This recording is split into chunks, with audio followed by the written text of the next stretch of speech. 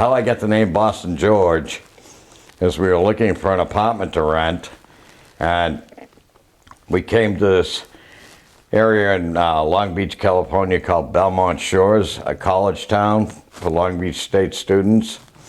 And we got out of the car and the girls were on the second story and leaning over in their bikinis and looking quite voluptuous. And I said, "Hey, you guys gonna move in?" And I said, "Yes, we are." And I said, "What's your name?" And I said, "George." And they said, "Where are you from?"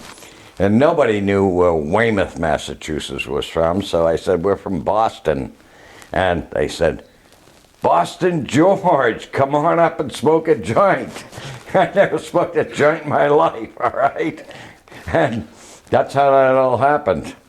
And my mother once said, she said, "You were a good boy until you went to California."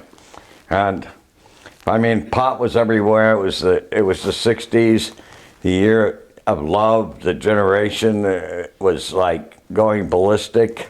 And I feel terribly blessed to have grown up as a 60s generation person, okay? And because it was incredible.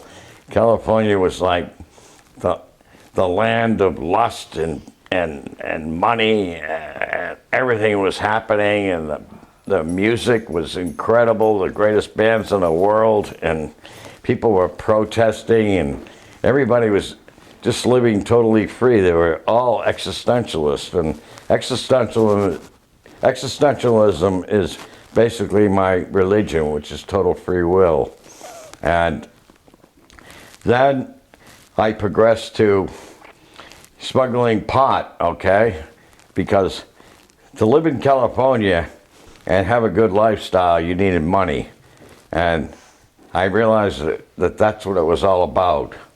And so what happened is that we started transporting pot back east, okay? Buying it in California and selling it in Boston for $300 a kilo to all the college students, which were all my buddies that I grew up and went to high school with.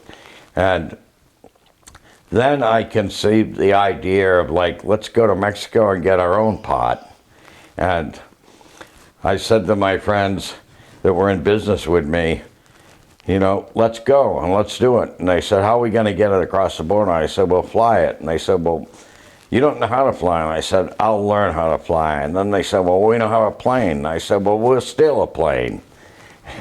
You know, and they said, "Well, that could be a big problem, stealing a plane." And I said, "It's not a problem." I said, "The problem is if we get caught with all the pot in the plane. The hell with stealing. The penalty is 5 times more severe than that, so why worry about it?"